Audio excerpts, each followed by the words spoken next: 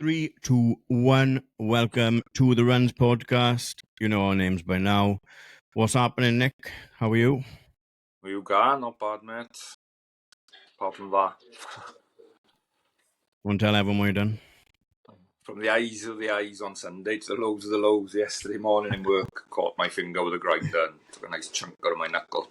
Oh my God. We get on to the highs, but yeah. Lucky you said, lucky it's just missed any tendon damage, was it? Yeah, it's good. So I went into Talbot yesterday because first aid team thought it was in need stitches. They then thought I damaged tendons, but so sent me to Morriston this morning, but all good, no tendon damage, so just stitched it back up and bandaged up and some drugs for a week. Happy days, happy days. I chopped my finger off last week, didn't I? So you just couldn't let me just I couldn't, chop my own finger off on my own. Yeah. Well, you said it was to keep weight is why I chopped it off. Yeah. Oh, brilliant. What's been going on? You just reminded me. I'm so busy at the moment that I just keep forgetting what's been going on. Like my lighting is all fucked in here because moving house, my ring light snapped, so I need to order a new ring light. But I need to find one that fits on my desk, which is harder to do than I thought it would be. So hopefully, I'm hoping the light is above me, so I'm hoping while it gets darker, I get lighter maybe. Yeah, lighter, yeah. You look We'll right. see. Happy days. So if we go right back to after our last episode, obviously we were looking forward to Bridgewater for you, and we'll get on to that. But I had the final race of Run for All Summer Series, didn't I? You did, and how was that? Obviously, we know what happened, but let's go through it. I didn't want to go again, like on the way again. Like I was speaking to Rod Long after. I said I didn't want to go. I was gonna just drive home, and he's like, "What you want to do is on the way to London, think about going home." Yeah, because then you run well. Yeah. I don't know. It was I didn't expect to go that fast, and it's all relative, isn't it? Because compared to you and Bull and Darky and all that, it's fucking slow, isn't it? But no, it's not, because what were we talking 8 weeks ago or 6 weeks ago, whenever the first one was? What did you run? You know, Mega 10K. After that, I was low key embarrassed. Not embarrassed, he was disappointed. Yeah, disappointed. Because I should have been able to do that, without stopping, and I should have been faster than I was. It's flat and it was simple, but I was coming off the back of doing nothing, when I again. Exactly, yeah. You just jumped into 10K again, as you do. Yeah, exactly. But, yeah, it's a massive jump. I mean, again, felt good all the way around, but it did hurt. That's the first time I can remember in a while that a 5K has hurt, and we know by now, a 5K is meant to hurt. I was racing on my own, a race. It always happens to me. Whatever time I run, no one runs the same time as me, and I just get a lot stuck on my own. No protection. So it's just going but I'm over the moon with that series. 4 minutes off in 3 months is massive. And that's where them series are good, innit? Because you can see your progress month by month, really, and I suppose. Obviously, you did the first one, didn't do a lot in between before Mega drew, and then obviously you did a bit from the second to the third, and you had big jumps in each one. Yeah, the jumps are going to get lower now, and I've been around them long enough in the tooth to know the jumps are going to start to get shorter and stuff like that. But yeah, buzzing with that class event. We had the weather for all three of them. If I got any qualms with the Run for All, I'd ask if you could start at 6:30 maybe instead of 7, because it's a bit of a time hanging around.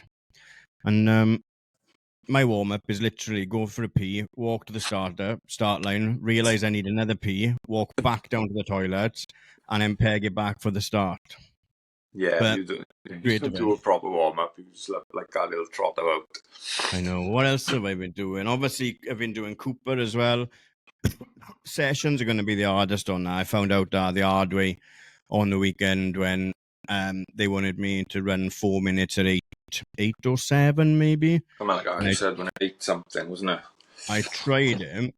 For a split second, I could see my lung half a mile down the road. I was like, no. So there's room for that pace. Yeah, but I've got another one on the weekend that's faster, or maybe Thursday that's faster, but it's only 1 minute, and I think I can hold that for 1 minute. Yeah, that's more achievable, isn't it? Like a minute. Although you say it's not long, I do minute reps and they're hard because of how quick I know they are, but they're not 4 minutes, are they? No. Yeah. Funny story as well. I told you about this yesterday, didn't I? So where we've moved to is down the Gower on the Estuary or the Oyster or whatever it's called, and it's a lovely estuary. It's a lovely 3 mile stretch down like a lane, road, whatever you call it, country road, right? Stunning. It's like running along the savannah, but with wild horses and cows instead of giraffes and rhinos and stuff, right? But obviously the tide comes in and out as well. And yesterday, running down, it was stunning. Like, I was really enjoying, settled into like a 9:29 pace, got down to Llanryddion, and then it goes like that. So that ruined my paces yesterday because I had to walk up a little and then that added about 50 seconds onto my splits. But I was out with the full intention of running that 42 minutes and 20 seconds because Jocko said that he was going to sponsor me £42.20, which he did immediately. What a guy, top guy. We all know Craig is a top guy. Fantastic. Oh, man. By the time I got up at it and run up and looped back down onto the road path, country road, whatever we're calling it, the tide had come in so far that I was stranded. Well, you put a vid up, didn't it? Where they were just running in the, was it puddles last time? That wasn't the flood. I run through, obviously it was the flood in retrospect. And then I go around the corner. I had to walk past the wild horses, and I was a bit apprehensive with that because they were literally from me, a foot away from me. And I thought, one of these just gets a little bit shirty now and has a go. The other 5 are going to have to get shirty and have a go as well. Join in, innit? Yeah. Yeah. So I was a bit worried about that, but I got past them. And then I could walk around the corner, I could see my house, but I couldn't see the path anymore. That's mad. I started to wade through it, and then as I was wading through it, I looked and I could see a bollard that's normally up to my hip, and I could just see an inch of the top of it. How far away was that in front of you? What do you mean now? The bollard? Was it 100 metres up the road? Was it a dip? How far away was you from that depth? No, it's flat. It's flat. So how deep was you at? How deep was you at this point? I was up to above my ankles. And then I thought I can't keep going, because if I just waded through that, I'd be home But I thought, no, it was starting, the sun was going down, but I was low-key a little bit shitting myself. I phoned Carter, I said, look out your bedroom window. I'm stuck in the middle of nowhere. He said, I'm playing FIFA, bye. And I went. So I turned round, and then I had to pass the horses again, and I thought, they're just going to think, what's he fucking doing? Why is this guy back? What kind of trouble does this guy want?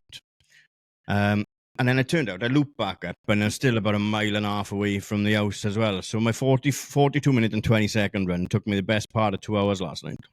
Nightmare. But it's a lovely place to run. You live and learn. Yeah, I've learned a lesson. Hopefully I've learned my lesson, but my father-in-law was like, why didn't you check the tide times? Why would I check the tide times? But I should have checked the tide times, Now I know. I know. So that's, Cooper's going, and that was easy run. I've shuffled my Cooper around a bit again, and we've got a couple of more runs this weekend, and then Swansea 10K on the weekend. But that's enough about me. What happened on this weekend? Quickly, Adam Bull broke 31 in Cardiff 10K, CDF 10K. Yeah. Well done, Bull. Well done, Bull. What was he say? It was 5 or 6 years of trying, and then finally got under it. Comfortably under, too. And we said, talking to Bull when I said, the best thing about that is Bull just done that, gone home, and he knows because we've seen it. He didn't just go home, did he? He went and got a load of swag from the end of the Tour of Britain. Yeah, but nothing flashy, no reels, no tears, nothing like that. No. And just cracks on with it. Ponty finished 2nd, 3rd, 4th, and 5th, I think, didn't he? Something like that, wasn't it? Yeah, might be even. Yeah, it was Nash was 2nd, wasn't he? Then it was Dan Hamilton, then Bull, and then it was thing, wasn't it? Die Long. Yeah, so 2 to 5. Hell of a show, and fair play. Pathetic, if you ask me. 4 of them fighting for it, not one of them could get first. No, bit off Omar. Ponty Rodents, bunch of losers, boys. I'm only joking. But does Bull's fourth count as a podium? Oh, because there's money. On TikTok, it does apparently. Like Probably, yeah. Podium is 1, 2, and 3 people, right? First, second, third. That's the steps. That's the podium. That's why the steps are there. Let's not. Yeah. Brilliant. You come fourth, fifth, got in the money, whatever you did at whatever races, but the podium's top You didn't three. podium. Yeah. No. So shove that up your ass. Remember, like, oh, do you know what though? You've got stories like, I don't know, like I know Omar won, and I know Bull and the Ponty boys done that, but then all I know is what the run influencers doing now. Yeah. Let's not go there this week. I know. But we are going to go there quickly because I want to talk to Activity Wales or Front Runner. And let's see if they can give us... We had a good idea, didn't we? They give us three athletes free. Me 3 athletes free. You 3 athletes free. We pick our athletes, maybe a male, maybe a female, maybe a veteran each. And then we enter them into XYZ races in Activity Wales or in Front Runner. And then we do all the content around it and let them just crack on with what they want to do. Yeah. To wrestle a bit of power back, you know? Yeah, let's get people at different races. Like we said, that's our plan for the year. Like you posted, they posted a big thing about they've sold out already, the early spot. So what? There's other races out there, people. Don't panic. Yeah, there's plenty to do. And then Bridgewater, while that was all happening... Well, you missed the Roman run first Saturday. Oh, yeah, the Roman run. What's that? So it's sort of 16 miles, bit off-road. Remember Tasker won it last year, I think, didn't he? He ended up going the wrong way. No, he didn't win it because he ended up getting shoved the wrong way, but didn't cry about it. But Darky done it this year, didn't he? I know a lot of the CBF did. So yeah, I think it's like the old Roman road, I'm assuming. I don't know too much about it. I've heard about it because I think a lot of the Phoenix do it as well. I've never done it, but Trailing, it looks a testing one. I think it's more trail, yeah. It's like off on the old, yeah, you're off the beaten track sort of thing, yeah. A lot of climbing, 16 miles from, it's point to point, so I think it's from sort of above Caerphilly way down to Cardiff way, in the mountainy way. Don't really know a lot, sorry people. No, it's fine. Yeah, that was on, looks a good event. You think it'd be a bit more flatter, wouldn't it? Because after all, what did the Romans do for us? Yeah, what did they do for us? Roads. Roads. If you haven't seen it, you'll watch it. Life of Brian. Life of Brian, what a film. Better than the Holy Grail. Definitely. Oh, yeah. Definitely. 100%. So that was on as well. Well done to everyone that done a Roman run. But, yeah. And I text you about this in the week as well, because when you're on the other side of this chair, we get all these different runners on every week. And your running kind of goes under the radar a little bit, doesn't it? Fair to say? You post about it, don't you, on the page, But that post was mad. Like, I just posted a photo or so. And at the time, so it's just shy of 300 likes and 38 comments. But again, I was glad it blew up like that, but I was glad about how it blew up as well, because you look at the comments, it's the runners and everything as well. It's the local community. So it just shows that we are doing something right, I guess, because the people in there are the runners in South Wales and further afield, the likes and stuff like that. But class splits, mental splits, what a run. Much appreciated those that did congratulate me. I guess a breakthrough race. I don't know. I bet like race of my life. I'm still shocked how I knew I was in good shape from the summer I've had, the training I've done.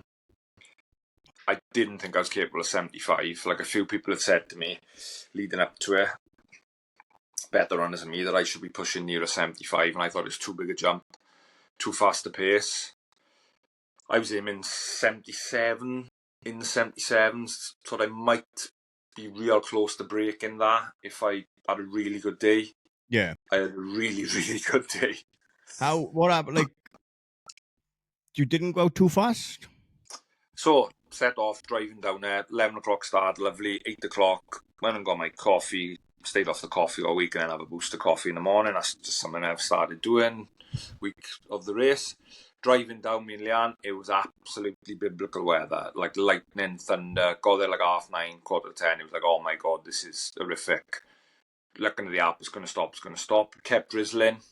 The lightning and thunder cleared. So, I know, yeah, it was, wasn't it, you said? Yeah. So it cleared by the time I started. Did my warm-up, it's still a bit drizzly, but it did stop by the time we started.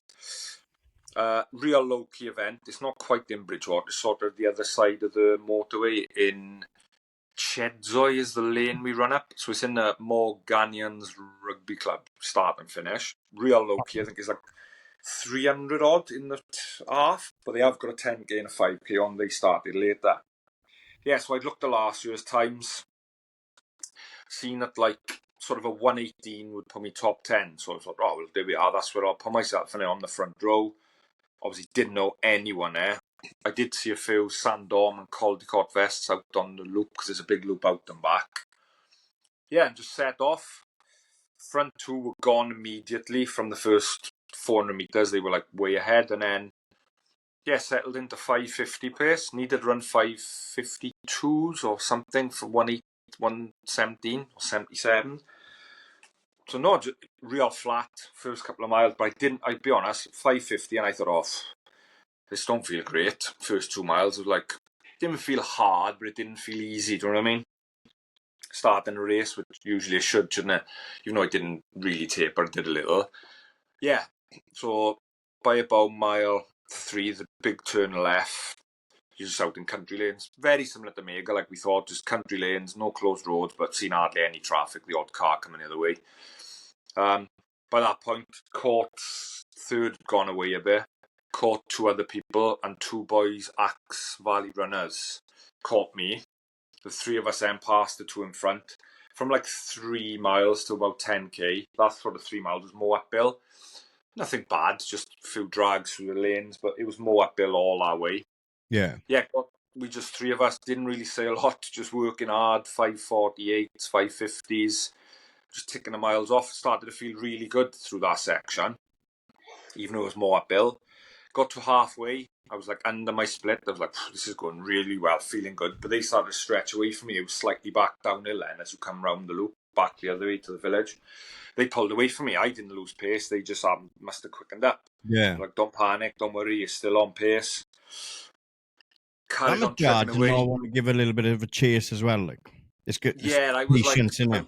Yeah, patience. Yeah, I just thought, they're obviously targeting something way quicker than me. I'm good with where I am. I'm slightly up, but that's all good. Don't panic. Let them go. You know, don't chase the positions in it. You know, I'd learned from that 5k. Few months before. Yeah. I slowly just reeled them back in by about mile 9, 10. I caught them back up. Class. So yeah, then we worked together then. Not saying a lot, just taking turns on the front or alongside each other. Nobody really hid. Worked really well. Then there was a small out and back. We seen the front 3 come through. Front 2 were way ahead. The third guy was starting to die, and he wasn't far in front of us. And then one of them said to us, we might have him. No, he's dying. But he was probably a good 400 metres up the road, at a guess. It's hard to tell from the out and back turn.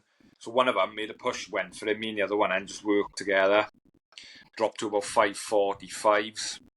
I won't lie, the last 2 miles, it was like, that felt really hard, but somehow managed to hold on. But the last 400 then, the other boy just had a bigger kick on me.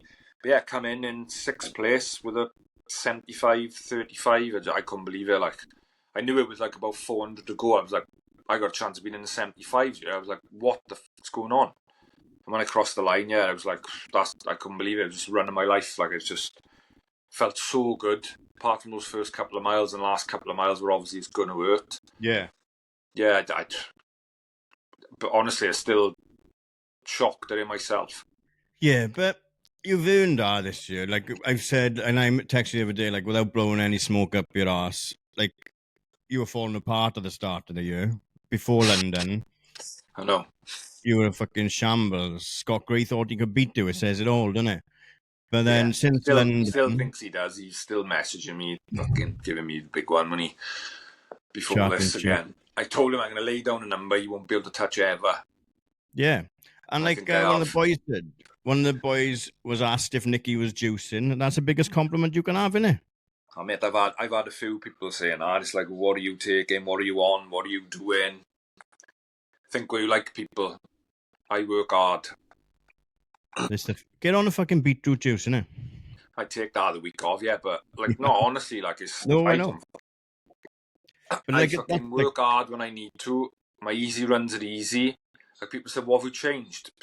Doing 2 sessions a week with the boys down your state, that's been massive. Chasing them, and they'll tell you I've worked hard, and I'm not up with them in sessions, but I work hard every rep, every fucking Saturday and every Tuesday. No, and that's absolutely. where I've improved massively. My easy runs, I've made them easier. I slow the pace right down. I'm like 8:30s now. I'm not embarrassed to run 8:30s. Neither am I. My mileage is less because I'm not chasing a marathon PB. When I'm chasing marathon PBs, I think my mileage needs to be up there and more up in the 80s, 90s, whereas now I'm only now getting back to 50s and 60s. I think it's just accumulation of all that. And I've had that couple of months off, 3 months injured. Maybe that rest helped. God knows. Yeah. I think it's accumulation of all that. Maybe it did, yeah, absolutely. But no, I know your integrity as well, and I've seen you putting in the work since the day I met you and watched you kind of improve. It's just hard work, innit? Hard work beats talent, and you've got a little bit of talent in there as well, but it's the hard work. Exactly, and it's years, like I've said it before, it's years and years and years of stacking. Yeah, no one sees that. No one sees it. It's not just this year. This is an accumulation of years and years. Yeah, absolutely. And also, what I would say is, like, the last, I'd say 5 years since I started my majors journey, I was always focused on 2 marathons a year and PB and M. I didn't really focus on 5, 10s and halves, like strategically run them. Although I know I'm training for Snowdon now, but because it's not going to be fast and it's going to be a sort of different type of race, I've been able to like put more of a half marathon block in during it. Do you know what I mean? Like my sessions have been focused around that. Yeah, I think that has helped, didn't it? Because last time I ran a marathon, half marathon PB was Cardiff in 22, and I've definitely not trained for one since, and I blew up in that big time going for 80. So do you know what I mean? It's like it's a lot of things. There's no easy fix. There's no easy way around it. It's taken me. What did I see in a week? And they asked me they've all come now. It's like it's just years and years. It can take years to get back to PBs. It's not you're not going to PB all the time. No, especially that end of it. Yeah.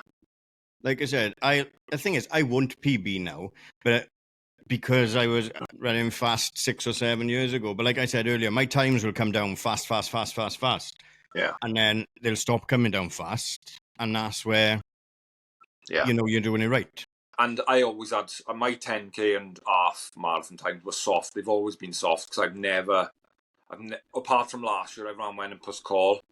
And I've backed it up this year again in Pascal and Mega. Like my half time, I've known I should have been sub 80 a long time ago. You equated to my marathon time 2:48. I should be, easily sub 80 years ago, but I've never done it. So it was soft anyway to take 7 minutes off. It was a bit of a false thing. But yeah, I 75-minute half run. I'm still shocked at it now. Yeah, fuck it, we'll take it. Fucking right. You didn't get a chance. I will say, great race, great low-key race. I would definitely go back. Obviously, I'm going to say that because I ran well as well. But yeah, it was one of them where I would. Maybe we'll go back next year. Yeah. There's a 10K option as well for people. It's an hour and a half. It's nothing. No, exactly. There we are. Right.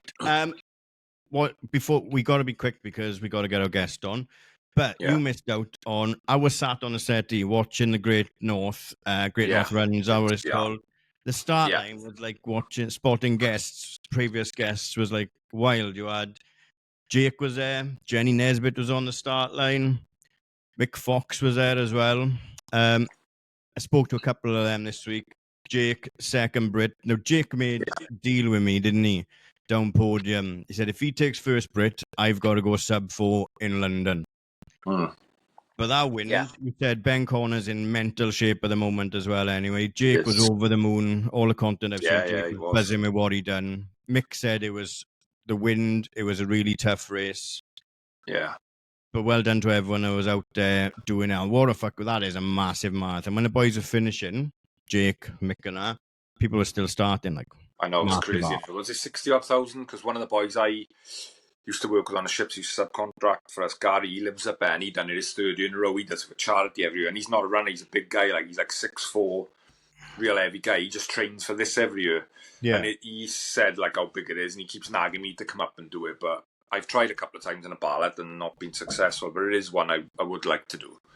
Absolutely. Right. We'll take a quick break and then we'll get our guest on, is it? Yeah, when nobody knows who it is, do they? No. Because we only confirmed it was happening yesterday. Yeah, we did. It's been in the pipeline now, but it wasn't confirmed. Welcome back to the Runs podcast. We have been joined by Sean Casey, who has just been questioning what the fuck he's doing on a running podcast, but is also knee deep in a marathon block, just gone into his taper as well. Sean, how's it going? You all right? Yeah, I'm good. Yeah, I thought we were already recording. I thought that's how this worked. It's like the said recording here, and you're 30 minutes in. So I was like, maybe we're just going straight live into it. Sometimes that's a nice way to do things. Yeah, no, I was just saying before I hopped on, like it's weird to be on a running podcast because I've never been a runner. You know, I've done like CrossFit and a lot of like sort of not bodybuilding, but just lifting weights and trying to get bigger and build muscle and stuff like that. And I've dabbled in running, but I've just committed to this marathon block, and now apparently I'm on a running podcast, so I'm going with it. Yeah, but like I said to you, we're not a serious running podcast. We like running, but we just like chatting shit and seeing what people get up to. Yeah, I'm like a 6'11" marathoner, so don't worry about it. It's fine. But before we work our way up to the marathon, Sean, obviously we all started off in school. Were you very active in school? I was very active in school in my younger years. I was into everything. I boxed at a decently high level. I done boxing, I done football, Gaelic, badminton, literally everything. I've done every single sport, but I just love trying lots of new things. But when I got to the age of 13, 14, I also loved trying weed and drinking, and that sort of derailed my sports career because when I was young, I would have been hyper obsessed with sports. I won like the sports award in primary school and stuff like that. That would have been my thing, what I was known for. But once I got sort of to high school, I began to be known for being more of a messer. You know, I didn't take things as seriously as I could have done, and especially boxing. I boxed for like 10 years, but from the age of like 13, 14, I was drinking every weekend. I was going out, I was smoking weed. So the sports, it took a bit of a back seat. You know, I was always the sports guy. And then I feel like I lost my identity as a sports person, as a fitness person temporarily when I got, like, unknowingly at the time, because I was just curious and I was just doing things. I don't have some deep-rooted trauma or reason, but I was just, I wanted to know what it was like to smoke a cigarette. Like, I used to look at people smoking cigarettes and I was like, how are they addicted to that? I need to try that just to see what the crack is. And then smoking weed and drinking, and then once I got to 16, 17, and then everything else came from that. So was big into all sports. And then I got to a stage where I was like, fuck this, I don't even care. Like, I want to go to uni, get a job in IT. I don't care about sports. I don't want, I just didn't want anything to do with it. Yeah. Sort of from the ages of like 16, 17, and 18. I was still boxing, and I'm so glad that my parents, they'd never forced me to do anything, but dad gave me a nudge to stick at the boxing. But definitely sports took less of a priority. They took less of a priority, and then I was just doing a lot of drinking, taking drugs, and then that can sort of start to mess with your at the start. It's all fun and games, and then it can mess with your physical health and your mental health. So it was sort of during lockdown that I'd gained a bit of weight, and then I'd done a bit of like a transformation, fat loss transformation. Got into like reading books and doing shit that's actually good for you again. I completely stopped doing all drugs and stuff like that. I haven't took drugs in probably about 6 years now. So yeah, I was always the sporty kid, but then definitely lost that identity and thought that I didn't want anything to do with sports. I was sick of them. But then after lockdown, I fell in love with it again, and I fell in love most importantly, and this is something we might get to with the running, just with how it makes you feel. You know, when you do stuff maybe is hard in the short term, you can feel good in the long term. But just the progressions was in lockdown, lifting weights. I was actually doing a decent bit of running in lockdown, and then once the gyms open and stuff like that, I got quite obsessed with going to the gym, building muscle, learning about that. and then I done CrossFit. I haven't done CrossFit this marathon block because I just don't think it's possible to fully commit to both at the same time.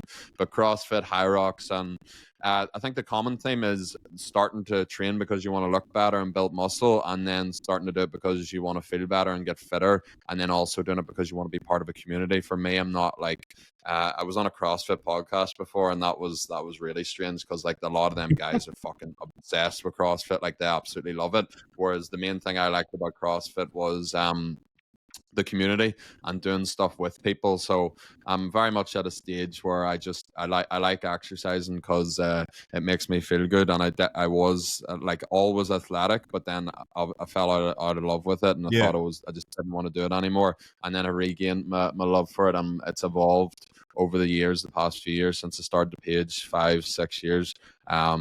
It's evolved definitely for doing it for different reasons and stuff like that, but definitely I've done almost everything in terms of sport and drugs, and I'm here now. But we've like what you're saying there, we're from the Welsh Valleys as well, obviously. Now I know you were down in Penarth the other day, right? It's not the same. Penarth is not the Welsh Valleys. Is that why I was doing the High Rocks? That's where you put the shoes in the bush. Yeah. So you were down doing High Rocks in the stadium. Yeah. But we've seen so many people, like with the story you've just said, that don't turn around as well. And you get all these talented athletes and sports people, and then they fall down. I don't want to make this a diary of the CEO episode or anything like that. But you see so many people that are talented sports people, and they start. No, we don't want that. You start going out, you start partying, and a lot of people don't ever go back to it, do they? Yeah, I know a lot of, but you know what? This is so tricky because like if anyone asks like advice for a young person, I would say, you know, don't go near drugs, never take drugs. Like drugs took my mental health to a place that I never thought it could go. But at the same time, see if I never done all that stuff, see if I never learned them hard lessons, I wouldn't be in the position that I'm in now. I probably wouldn't have reignited my love for fitness and health and running and all them things.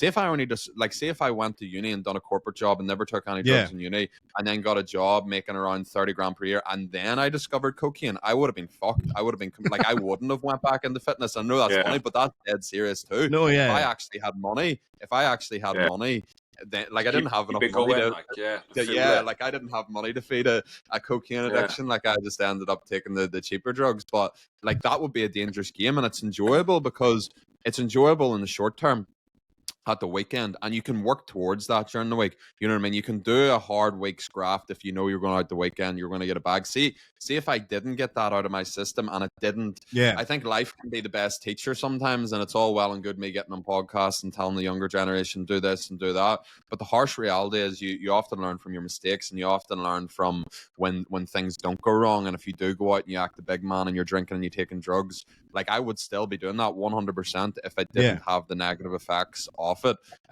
So yeah, there's a lot of people that I think here's what I'll put it down to: the people that start going down that route and don't go back to like sports and fitness and their old ways, they just haven't hit a breaking point yet. They haven't hit it. The cons haven't outweighed the pros. And for me, I had a breaking point, and I think that's the best thing that can happen to you is when you do hit a breaking point. It's not something that I even talk about too in depth, and I maybe will in the future, but I think it's like for a lot of people that's when they change and that's when they turn around. Don't get me wrong, there's some people that are just like, oh, I don't want to do this anymore, and I have met people like that, but the majority of people that I know that actually go to that and then come back from it, they hit a really, really low point with it. But that's why it's so dangerous, because you can get away with doing it, and you'd be surprised how many people are getting away with taking a bit on the weekend. It's tolerable, but like, yeah, if there, like, I would try and stay away, but it's all well and good saying that, like, but yeah.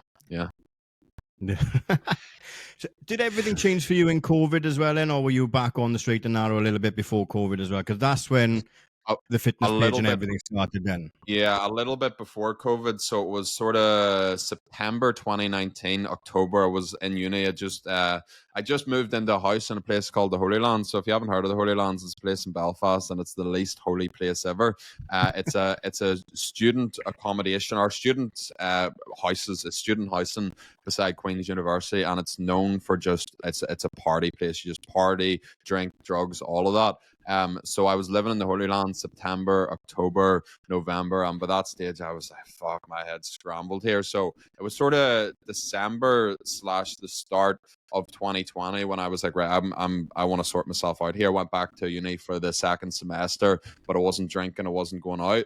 And that had lasted a few months, but then we went into COVID and we went into lockdown, and that actually forced me to stay off the drink, to stay off everything. So I had started before that, even before we went into lockdown, but lockdown is what locked me into it and said, you can't go out, you can't do this. Yeah. Actually, to be fair, one of the times in lockdown, do you ever remember that, what was the app called? It was House Party. Do you remember that during lockdown? It was the video. Yeah, but I'm 41 and Niki's 48, so we weren't on House Party during lockdown. Everyone was using it, right? I think that's what it was called. So it was this app, and it was called House Party. So it was like a video chat app, but it was basically like you could go into these different houses, and there would have just been the most random people from your local town and all in this big video chat. So everyone started drinking, right, and going on House Party. So one of the nights during lockdown, this is the only really night I drank during lockdown, we were all at a house party just with the most random people from town that you would have partied with. I drank a full bottle of vodka or something, and I passed out in the toilet, threw up all over myself, and then I woke up and I was right, I'm going off it here. So that was the only time I slipped up over lockdown. But apart from that, lockdown was a big turning point for me. And look, there's a lot of people that lockdown ruined their business. Lockdown ruined. There a lot of it's really affected a lot of people's mental health, and I think it was a very awful thing to like. I was very lucky. I was with my family. We have a big back garden, all of that stuff, and it was a really nice time for me. But there was a lot of people that were locked in their house by themselves. They couldn't see their friends. It really bad. We'll not even get into that, but I think it was a really, really bad thing. However, for me, I think it's worth saying that lockdown made me. It made me build my businesses. I'm extremely grateful for that period, but I'm always careful speaking about that because I understand how bad of a time it was for a lot of people too. Yeah, no, definitely. Yeah, there's two sides to it. When, like you say, some people flipped their life around, got into running, triathlons, whatever, because they had to. There's nothing else to do. Or, like I say, a lot of people would have suffered mentally and probably still are. Yeah. Like I say, businesses went through the hoop, and they weren't the best of times. Some people's businesses went through the roof. Some people's businesses completely collapsed. You know, that's the thing with life as well. It's really not fair. And you, like, as much as I work hard and I graft, there's a certain amount of luck that has to fall in your favor. And luck fell in my favor over lockdown. And I got into creating content, making TikToks. I didn't have a clue what I was doing at the start, but everyone downloaded TikTok for lockdown, but not a lot of people were posting on it. So there was an imbalance in the consumer to creator ratio. There was a lot of consumers and not a lot of creators. So since I was like, I was only starting off. I didn't really know what I was talking about, but I was posting and the stuff was going viral and I picked up a lot of traction. So for me, yes, I'm a grafter and yes, I've worked hard, blah, blah, blah. But I got fucking lucky at the start. I got into TikTok when not many people were creating. I was the only Irish PT that was talking about calorie deficits. Now there's about 500 of them in every street corner. So, like, it would be like, if for me to build what I built now, if I was only starting now, I wouldn't be able to do it. Don't get me wrong. I think I'll be successful no matter what I do. But a lot of people got very unlucky during lockdown, and I'm just extremely fortunate that I did. It's a matter of fact, I did get lucky during lockdown with how everything sort of fell in place. But then you also have to take into account you can only get lucky if you, like, I did decide to make the page and I did decide to post the video. So multiple sides to it. Nuance is my favorite word. Everything's very nuanced with me, and I like to look into the technicalities and this and that. But yeah, at the end of the day, lockdown was a great time for me. It's when I turned my life around, started the page, and everything sort of stemmed from there. Yeah, I can imagine that, again, being from similar areas in different countries, posting, and I've posted similar with when we started the podcast as well and stuff like that. That first couple of videos are probably daunting as well because you haven't got a following and you're just posting a video on the internet, and the people that know you are going to be like, what the fuck's he doing?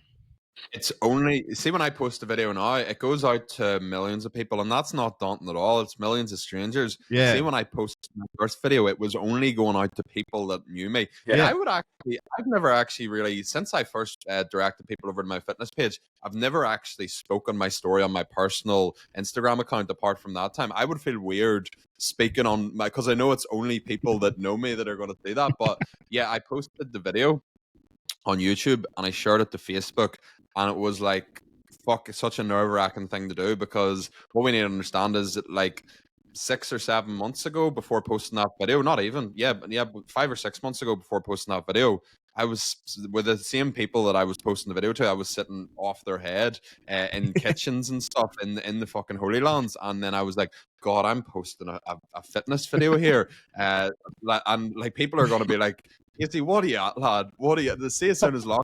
You're back to square one. I know, and there's a like. So yeah, I was that's what the reputation I had, and that's what it frustrated me a bit, because I realized that I had that reputation. I realized that people thought I was a legend and I was cool and stuff, but it was all for the wrong reasons. Before I got big on Instagram, people used to come up to me on nights out. Oh, I love you. I follow you on fucking Snapchat. Your snap, like I used to just document my nights out in Snapchat and just be on like a 2-3 day bender.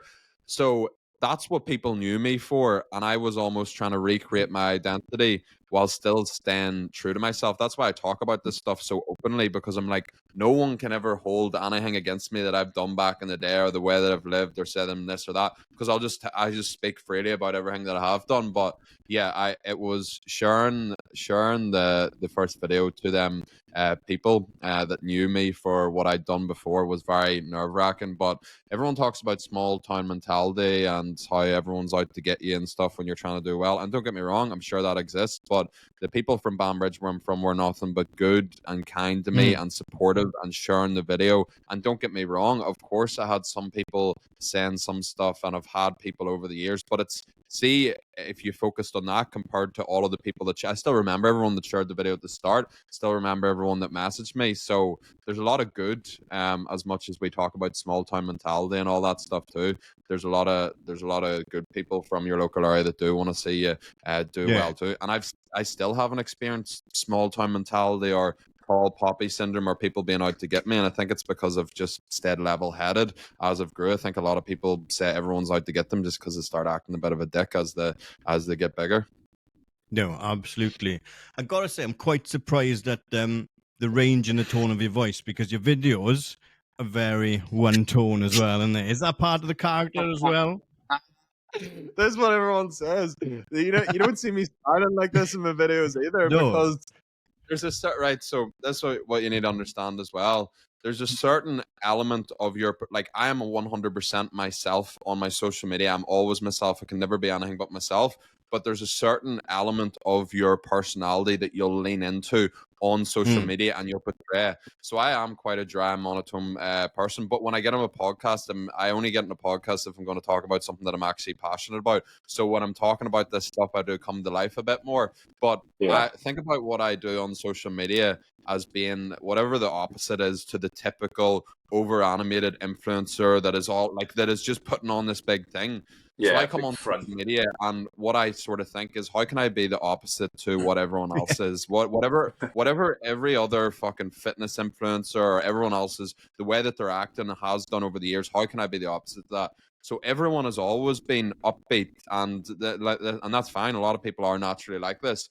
But I found people really liked when I was just so dry and monotone, and especially when I just cut through. It's almost like, it's not a character that I play, but it's a certain part of my personality that I lean into, in particular on my social media videos, because it's like a fuck you to the fitness industry in the typical way that people have been, and just being over animated and jumping. I fuck off. Like, I'm not just putting on this big show and this big act, like, because I'm getting on social media. So when people see me in person, you say, "Oh, you're taller than you seem in on your videos," because I always sit down, and then they're like, "You actually smile too," and there's that, you're actually a bit of, there's a bit of something about you. But definitely in the videos, that's the sort of the part I play, or the part of my personality that I put into it, because I find that really helps me get my point across. It's dry and it's monotone and it's different, and that's why I like being different to everyone else. you know, somebody I met that's only seen the podcast, obviously, told me that I was taller than they thought as well. And I'm 5'8". So I don't know how tall they think I was. I'm like 4 foot sitting But there. you're a They're like, fucking you're tall. midget, bro. Yes. But then obviously lockdown finishes and you've got this growing page or brand or whatever we want to call it. But then you just carry on now up until running with, like you said, dabbling and everything, weightlifting, high rocks, CrossFit and everything. And like you said before we come on air, you just want to dabble in everything and prove yourself up. Is that the right word? Or just prove that you can do it kind of thing to yourself? See what I can do. Look, I'm definitely never going to be a high level runner. When you look at people that are the times that they're running, I'm not built for that. And there's like, don't get me wrong, there's graft and there's hard work, but there's a certain part that you need to be built for it. But I like to challenge myself in these things. So I like to challenge myself when I've done the CrossFit and the high rocks and the running and the weightlifting. I'm just going to be a good all rounder. I'm going to be a goodly average at a lot of things, maybe a bit above average. So, but yeah, with the running, it's something that I've done. I've done bits and pieces. Like if I had a round during boxing, I would have been way fitter and would have been way better. But I was busy doing other stuff. I didn't have time for all the running. I had a lot of excuses. But yeah, recently I just started really enjoying the running, and then I done Manchester Half. Manchester Half was unbelievable. Really, really enjoyed it. Absolutely loved it from start to finish. We'll maybe get into Antrim Half later, but it was the polar opposite. I fucking hated every single moment of it. They're the ones I've got jotted down to talk about. Yeah. While you mentioned the boxing though as well, I don't think Tommy Fury can't do any running as his routine because his running form suggests that he's never run in his life. Yeah, I can't fucking slag him though. He runs a faster half marathon than me, but I think he puts that on. I think he puts that on. He's fucking at the end, because look, Yeah. that video went. Look, this is what we need to understand about celebrities or influencers. They're it's attention demand, right? So that video went viral once of him sprinting at the finish line. If he was embarrassed by that or anything like that, he wouldn't have done it again. But he does it at the end of every finish line now, and he probably overemphasized it because he knows he's going to go viral again. He knows he's going to get attention, and that's what them people want. So I'd say like it's what he needs is written form, but yeah, it's funny, but it just like it shows how many people are running now. Like everyone's running. I know. Great North Run, the amount of like big names that were running, it's hit a boom. It's hit a massive fucking boom.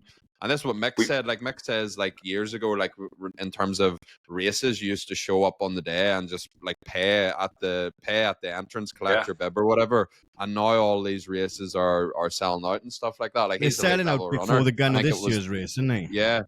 And it was Dublin Half. He didn't even have a ticket for it. He had to put up and try and get a ticket for it. So it's mental. But at the same time, I think it's class to say because I think a lot of people are running for the right reasons now.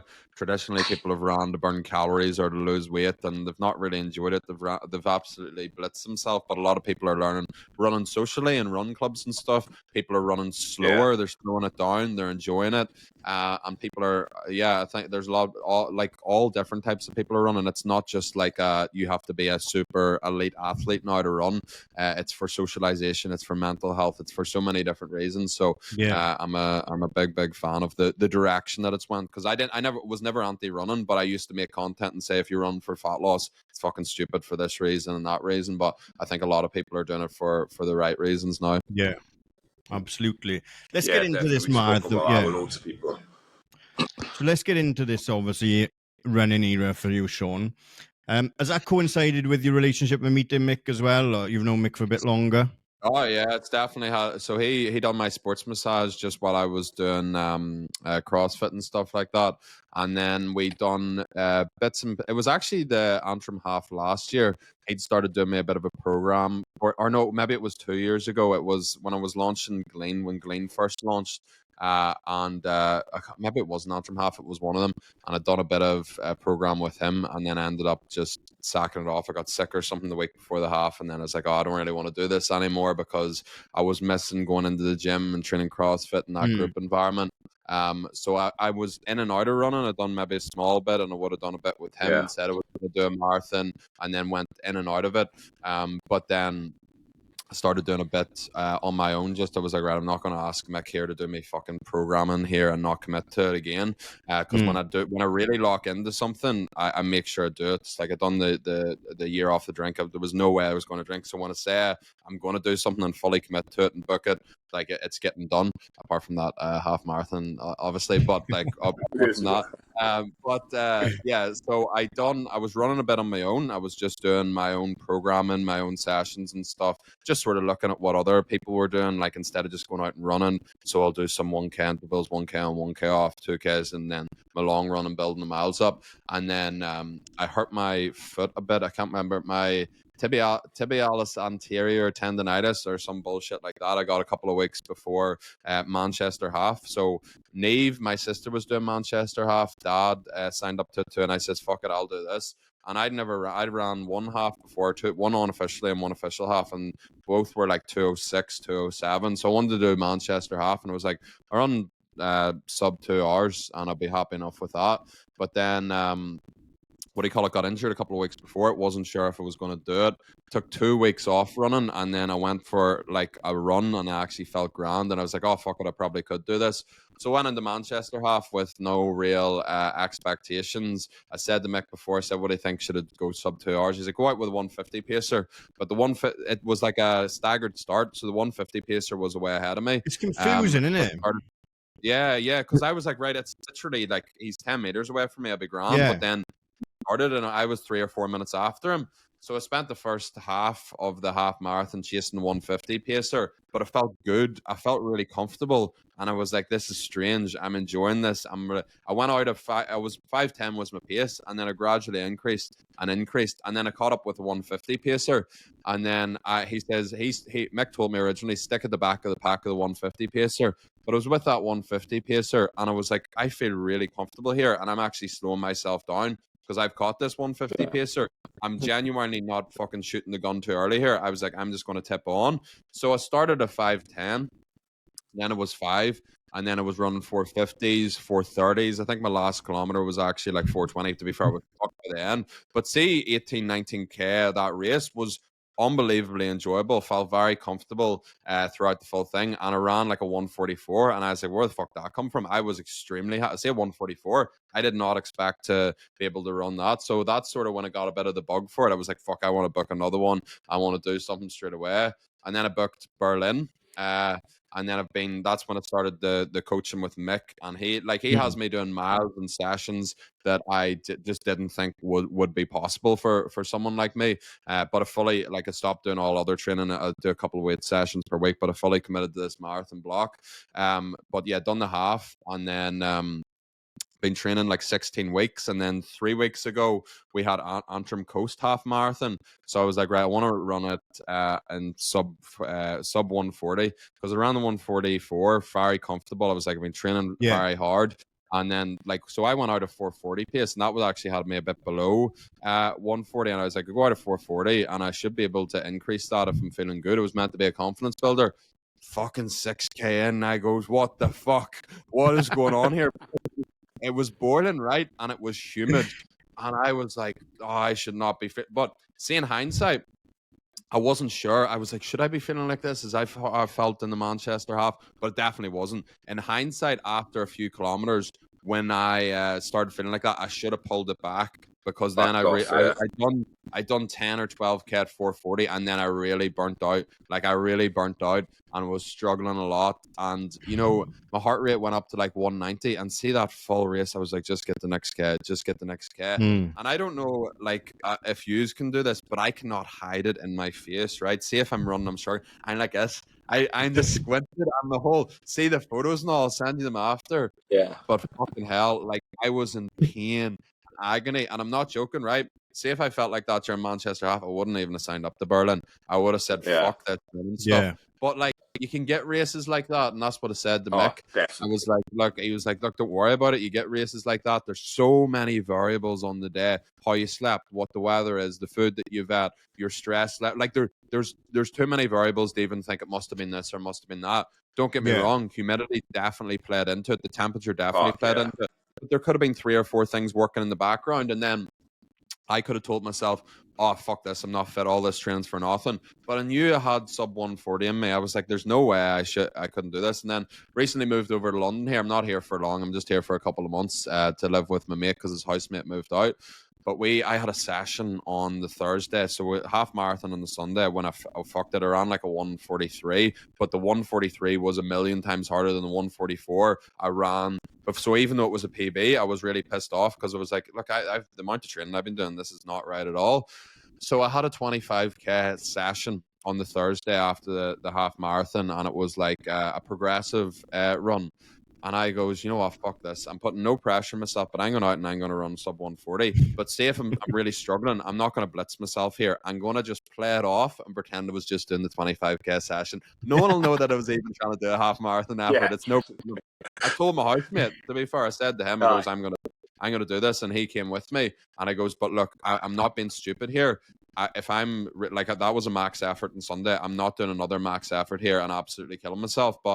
And I went out with a bit of a different strategy because I started thinking like I ran best in Manchester half when I started way slower. I averaged a 4:55, but I started a 5:10 and then creeped down. Yeah, progressed. I find I ran way better running them negative splits. So the strategy, instead of going out at 4:40, I actually went out at 4:50, and then I went down to 4:55 or something like that. No, that's going up. Then I went down to 4:45, so 4:50, 4:45. And instead of going 4:45 and then down to 4:40 after the next few K, I started hitting 4:42s, 4:43s, because then 1 or 2 seconds make a big difference. Yeah. And then I felt great. You know what I mean? I got 10K, and my housemate was doing it with me, and he'd beat me in the half. He ran a 1:36 or something like that. And we got about 15K, and he goes, bro, I'm not going to PB here. I'm absolutely fucked. I'll fuel you. So to stop the elapsed time, he was handing me the Lucozade Sport in the water. But I started at 4:50s and then 45s, 4:43s, and I was finishing, 4:30s for the last K or two. And I found that worked really well. And then I ran a 1:38, and I was like, good. I needed that. I needed that mental win. Mentally, yeah, it knocked my confidence a bit. Running that, not meeting the time in the half. So I needed to go out and do that. And then I rang Mick after, and he was giving me the fingers, like, what are you doing? I goes, no, fuck you, Mick. And you know why? Fuck you gonna play it well. Because you went out and ran with Chris, would get better with Chris, and you paced him and he ran a 1:39. That's one of my best mates, and you think that I'm going to let him beat my time? So I was like, nah, if you want me to stick to the plan, Mick, what you need to do is not pace my mates to beat my time, and then I will. But yeah. I ran the 1:38 there, and I was happy enough. With that. And then from there, I've been training, coming into taper now. I haven't missed a session, the full marathon block, up until today. I went out to run today, and I sent it to Mick. It's just my quads are so fatigued from obviously them 2 half marathon hard sessions and all the Ks. And since I've got to London, I haven't been getting my massage. I get a massage once a week and see the difference it makes. You don't really realize the difference it makes until you're not getting it. And stop. Yeah. I think that's played into it too. So my quad was fatigued. You should have seen me. I went out. I was only an 8K I had to do today. I ran 100 meters and I was limping, and I looked like I was just finishing a 100K ultra marathon. And I goes, you know what? Set your fucking ego to the side here. You've got Berlin in a couple of weeks. You'll text Mick and he'll understand, because there's a difference between being a pussy and actually running through what could cause a proper injury. So no way to listen to your body, slight wee niggle in my quad at the minute, but I sent it to Mick and he's like, it just looks like it's fatigued, like it doesn't bend gradually, it just sort of collapses anytime I go down on it. So I'm limping a bit, but I think a rest day or two here, and I should be good. And I'm not worried about that, because the Manchester half went around really well. I had 2 weeks off running completely before that because I was injured. So look, I'm not going to get in my head if I'm not getting, if I miss a couple of the sessions on the taper, because the main thing is just making sure I don't get injured coming into Berlin. Yeah, the main thing now, when you're so close, just get that start line fresh now. I'm not going to get fitter. That's what Mick was saying. I'm not going to get fitter in the next couple of weeks. So the main thing is making sure that I'm feeling good, making sure that I'm not getting injured, and having that confidence going into Berlin, and having fresh legs. I want fresh legs. Yeah. I haven't had fresh legs in so long, boys. I haven't experienced it. I miss my legs. I bet marathon blocks are hard. Yeah. How have you found the block? As a whole new experience? See, up until this week, and I'm so glad that this only hit me now, I fucking loved it, and I found it really good, and it gives me something to do. Like, a lot of people are like, oh, it takes up your weekend. I'm like, that gives me something to do on a Sunday. Long run, sauna after, ice, get a bit of food, carb load on a Saturday. I fucking loved it. I've really, really enjoyed it. I've really enjoyed the runs. I've enjoyed learning about the nutrition, learning about fueling, understanding how important fueling is, because there's a lot of old school marathon runners are like, oh, them fucking gels, don't take gels, you don't need that. What's that? Like, no, it makes such a big difference. Yeah, and even massive. the full learning process of like going out and then bonking at like 22, 23k, and then being like, right, I'm taking 60 grams of carbs per hour, all from gels. Let's get that up to 90 and mix it with a bit of Luxid Sport. Fucking feel like I'm on PEDs now that I've got the fueling right. So I've loved that. I've loved, like, see the fueling, mate. For me, as someone that's 90 kg runner, like, so there's a couple of variables. I'm 90 kg and I sweat. I'm a massive sweater, and I realize this because I go sauna. And when I go sauna, I'll walk in with people at the same time, and I'll look around, and I'll be bucketing sweats before they've even a drip off them. So you're losing a lot of salt, you're losing a lot of water and fluids while you're running. So and that's one thing that I took out of my rotation was the whey electrolyte tablets that I was taking that I need to start including, because I think that they do make a big difference for me.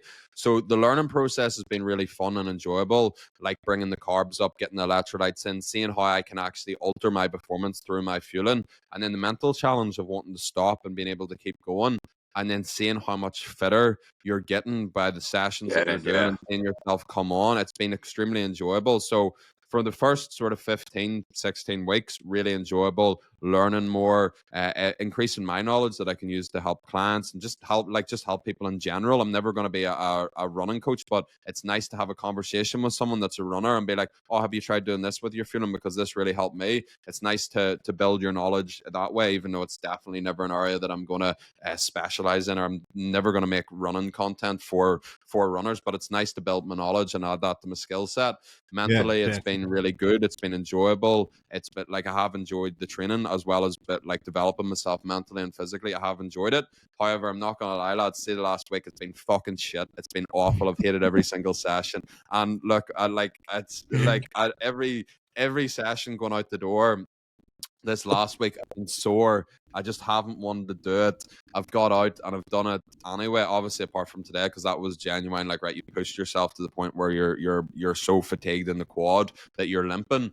But this last week has been a real struggle just to get out and get it done. 35k on Sunday was a real struggle, like, because even you're going out for an easy run, your easy run's recovery run's 2 hours, and then you're out on Sunday and that's 3 hours, and that's all well and good when you're running well and you're feeling fit. But see, when you're at the end of a marathon block and you're not feeling fit and you're feeling a bit shit and you're thinking, a month ago I felt better here than what I'm feeling now. That's when it can get mentally hard. So I think there's a lot of highs and lows with running.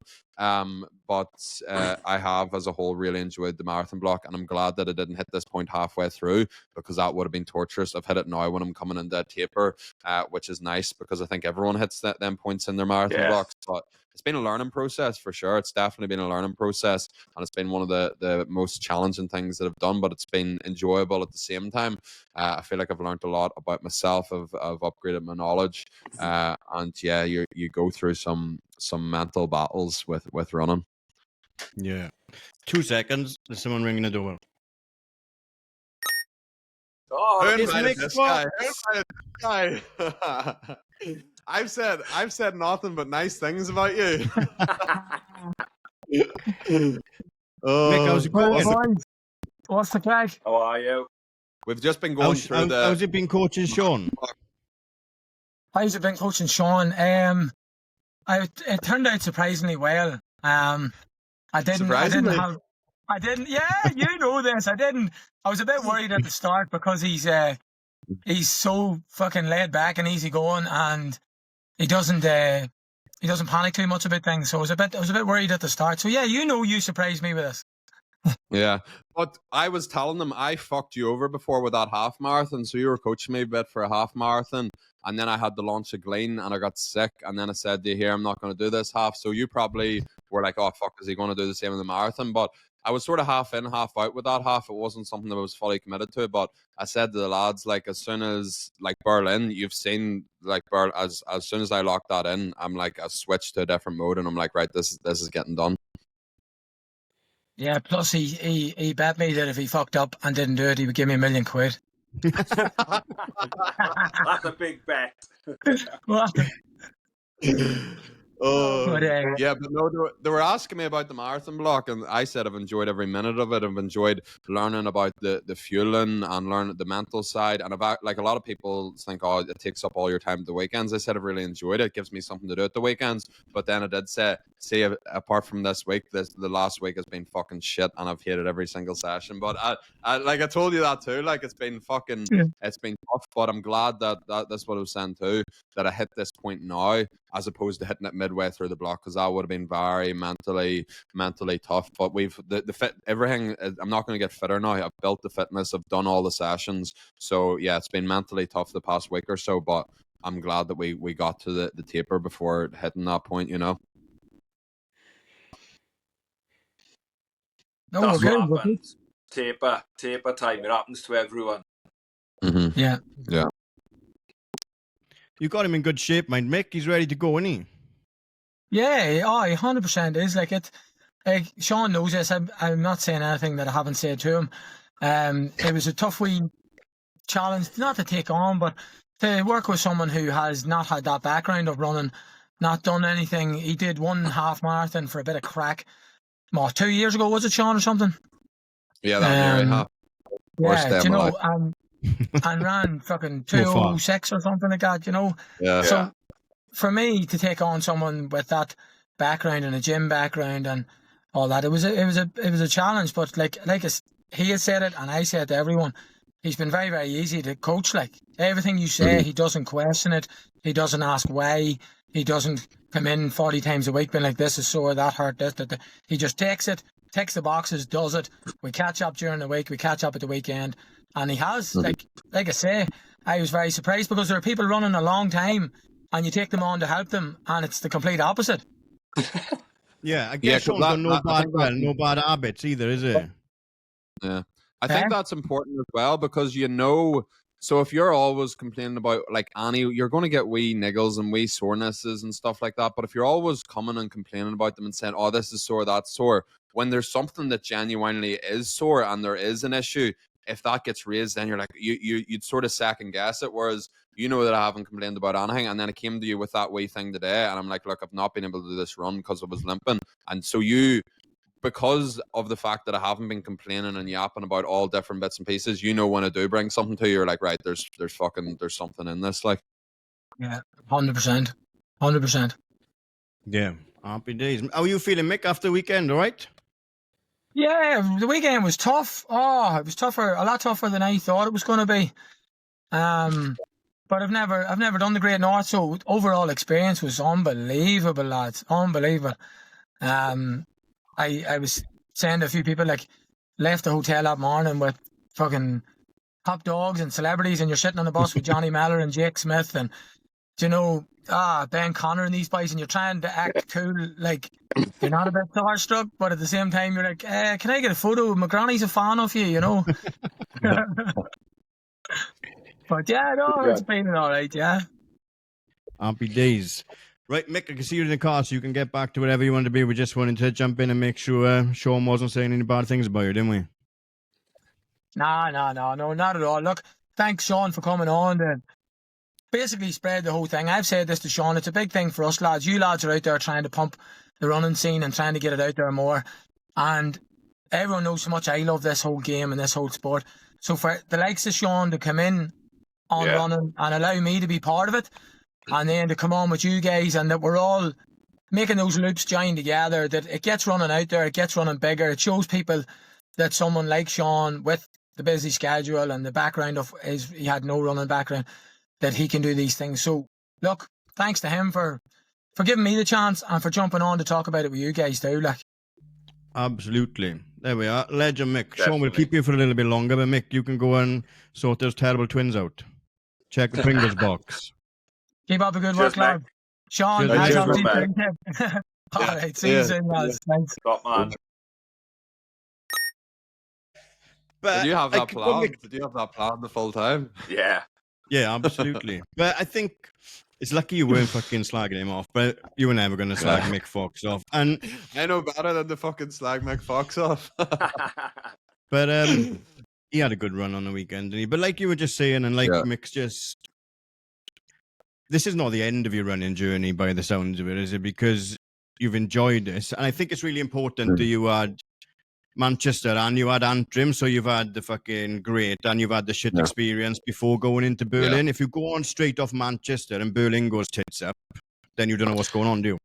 I think I learned a lot from Antrim, and I think I really learned the importance for me personally of hitting negative splits. So say if my goal pace going into Berlin was a 5:05 or a 5:10 kilometer splits, and like before Antrim, I would have said, right, let's start at that, and then let's try and increase if we're feeling good. But now I'm like, if my goal pace is 5:05, I'd be starting at 5:15s, and then like that's how I run best, and that's been proved. Yeah, you found what works for you. Yeah, I ran best there in Manchester, and that was even like finished 4:55 was the average pace. It started at 5:10, and that was over a half marathon. So you're going to be able to make up even more out over a marathon. So the last thing that I want to go out and do in Berlin after all the training and the hard work is go out and burn out, or like this is my first marathon. I want to run a sub 340. I'd be very happy with a sub 340.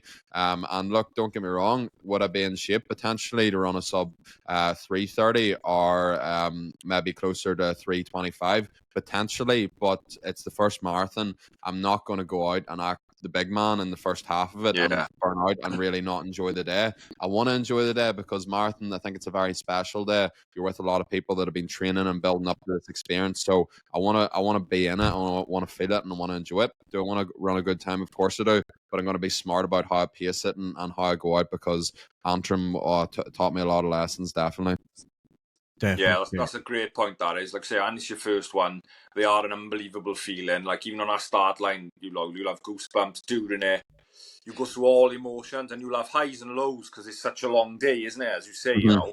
But yeah, try and live in that moment. And like you say, you seem like you're switched on, and Mick's got you in the right place to know what you're going for and pace it well. And I just say, like, enjoy every second of it. Even though there'll be points where you'll think, "Fuck me, I'm in hell." You'll come out the other side. Exactly. Any tips for the Berlin course for him, Nick? Oh, it's a brilliant course. You see some brilliant sights. I don't know if you know Berlin. Like, it's a really good course.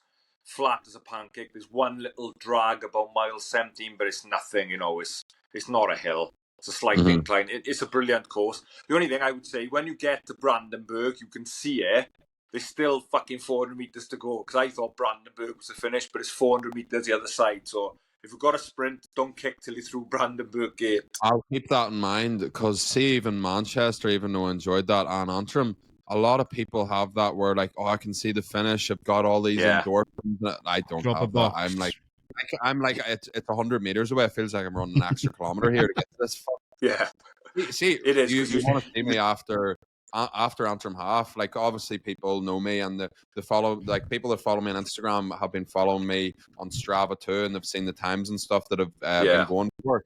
So a lot of people that follow me on Strava were at the Antrim Coast half, and see when I finished the race, some guy was like getting like, oh, get a selfie here, and I was like this, and then I walked over and I lay in the grass and I just lay down and I started rolling for like 10 minutes, just rolling from my front to my back. Just like I didn't give a fuck. Like I didn't care who it was about. I just go like this. It was like like I just screamed. I just need to let this pain out. And then it got up, and then there was like a bench of say like 3 people, and there wasn't room for me to sit on unless one of them moved. And he goes, "Please, can you move over?" I sat down, and he had a boost. And I goes, "Mate, can I please have a drink of that?" He gave me a drink, and I was just hobbling, and people were coming up to me. And I, like, as I said, people usually think, fuck, you're a bit more energetic and there's a bit more about you in person. I had to apologize. Anyone came up to me, I go, sorry, I'm usually more drunk. I'm just a bit fucked here. Like, and we were walking past the ambulance tent after Antrim, and I was about to check myself in. I goes, I'm not good here. but I think that would have been acceptable fate. I was like, I didn't want to make it real. I didn't want to make how I was feeling real. So I was like, yeah, I'll be fine. I'll be fine. But I was like, the guys were like, you don't look good. But yeah, that was, I can't even remember how I went in that rant about Antrim, but yeah, that was not fun. Absolutely. Brilliant. Sean, it's been an absolute pleasure to grab some time with you. Have you got favourites, Nick? No, I didn't. Sorry. Didn't know you hadn't done much renovate. No, exactly. But what we would normally do is take a break and I would brief you. But what we normally do with our guests at the end is ask them for a song for the playlist and who would play Sean Casey in a movie of their life. That one puts you on the spot. For the song. No, I like him. See, Matt, this is strange. I'm going on to my YouTube music here because I have a really strange taste in music. So see if I create a playlist, if I listen to that playlist right through once or twice or three times, I'll get sick of it. So I will listen to and if I find a song that I really like, I will listen to it over and over and over again until not just I dislike it, until I actually hate it.